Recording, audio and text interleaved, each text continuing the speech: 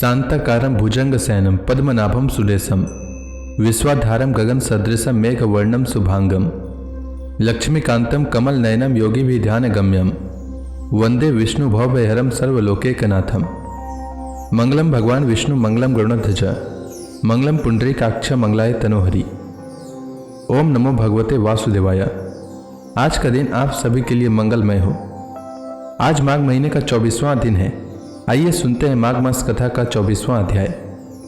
श्री कपिल देव जी ने देवती से कहा, माता जी, जिस प्रकार वायु के द्वारा उड़ाया जाने वाला मेघ समूह उसके बल को नहीं जानता, उसी प्रकार यह जीव भी बलवान काल की प्रेरणा से भिन्न भिन्न अवस्थाओं तथा योनियों में भ्रमण करता रहता है, किंतु उसके प्रबल पराक्रमों को नहीं जानता। जीव सुख की अभिलाषा से जिस जिस वस्तु को बड़े कष्ट से प्राप्त करता है, उसी उसी को भगवान काल विनिष्ट कर देता है, जिसके लिए उसे बड़ा शोक होता है। इसका कारण यही है कि यह मंदमती जीव अपने इस नाशवान शरीर तथा उसके संबंधियों के घर, खेत और धन आदि को मोहवश नित्य मान लेता है। इस संसार में यह जीव जिस जिस योनि में जन्म लेता है, उसी उसी में आनंद मानने लगता है और उससे विरक्त नहीं होता। यह भगवान की माया से ऐसा मोहित हो रहा है कि कर्मवश नारकी योनियों में जन्म लेने पर भी वहाँ के विष्टा आदि भोगों में ही सुख मानने के कारण उसे भी छोड़ना नहीं चाहता। यह मूर्ख अपने शरीर, स्त्री, पुत्र, गृह, पशु, धन और बंधु बांधवों में अत्यंत आसक्त होकर उनके संबंध में नाना प्रकार के मनोरथ करता हुआ अपने को बड़ा भाग्यशाली समझता है।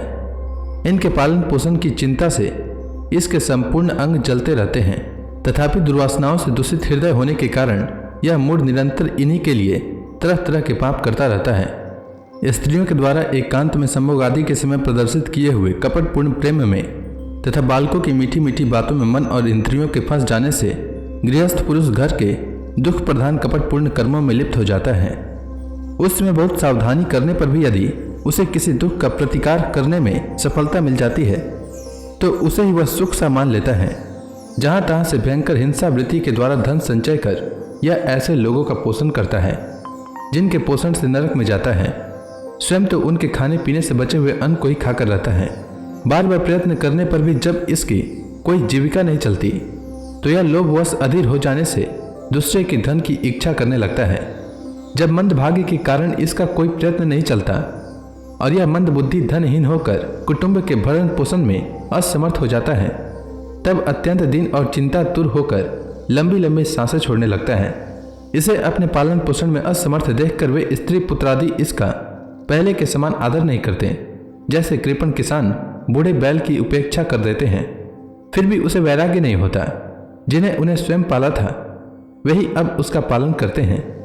वृद्धावस्था के कारण इसका रूप बिगड़ जाता है, शरीर रोगी हो जाता है, अग्नि मंद पड़ जाती है, भोजन और पुरुषार्थ दोनों ही कम हो जाते हैं। वह मरणोन्मुख होकर घर में पड़ा रहता है और कुत्ते की भांति स्त्री पुत्रादि के अपमान पूर्वक दिए हुए टुकड़े खाकर जीवन निर्वाह करता है।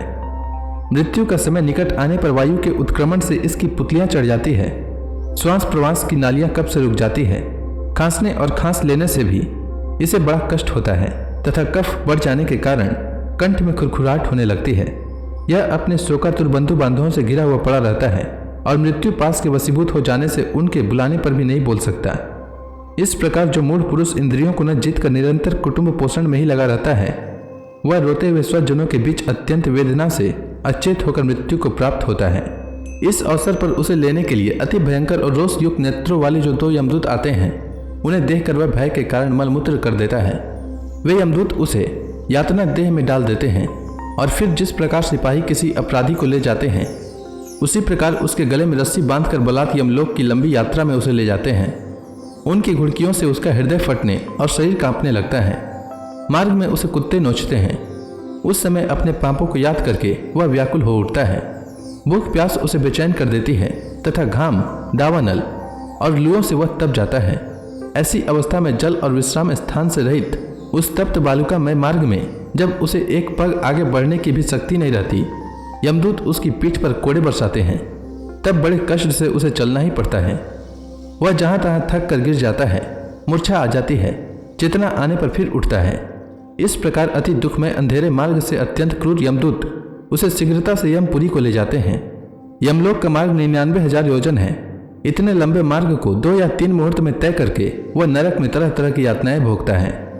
वहाँ उसके शरीर को धधकती लकड़ियों आदि के बीच में डालकर जलाया जाता है। कहीं स्वयं और दूसरों के द्वारा काट काट कर उसे अपना ही मांस खिलाया जाता है। यमपुरी के कुत्तों अथवा गिद्धों द्वारा जीते जी उसकी आंतें खींची जाती है। सांप, बिच्छू और डांस आदि डसने वाले तथा डंक मारने वाले जीवों से शरीर को पीड़ा पहुंचाई जाती है। शरीर को काट कर टुकड़े टुकड़े किए जाते हैं। उसे हाथियों से चिरवाया जाता है, पर्वत शिखरों से गिराया जाता है अथवा जल या गड्ढे में डालकर बंद कर दिया जाता है। ये सब यातनाएं तथा इसी प्रकार तामिस्त्र, अंधता मिस्त्र एवं ररो आदि नरकों की और भी अनेकों यातनाएं स्त्री हो या पुरुष उस जीव को पारस्परिक संसर्ग से होने वाले पाप के कारण भोगनी ही पड़ती है। माता जी, कुछ लोगों का कहना है कि स्वर्ग और नरक तो इसी लोक में है, क्योंकि जो नरक की यातनाएं हैं वे यहाँ भी देखी जाती है। इस प्रकार अनेक कष्ट भोगकर अपने कुटुंब का ही पालन करने वाला अथवा केवल अपना ही पेट भरने वाला पुरुष उन कुटुंब और शरीर दोनों को ही छोड़कर मरने के बाद अपने किए हुए पापों का ऐसा फल भोगता है। अपने इस शरीर को यहीं छोड़कर प्राणियों से द्रोह करके एकत्रित किए हुए पाप रूप पाथेय को साथ लेकर वह अकेला ही नरक में जाता है। मनुष्य अपने कुटुंब का पेट पालने में जो अन्याय करता है उसका देव विहित कुफल वह नरक में जाकर भोगता है। उस समय वह ऐसा व्याकुल होता है मानो उसका सर्वस्व लूट गया हो। जो पुरुष पाप की कमाई से अपने परिवार का पालन करने में व्यस्त रहता है वह अंधता मिस्त्र नरक में जाता है, जो नरकों में चरम सीमा का कष्टप्रद स्थान है।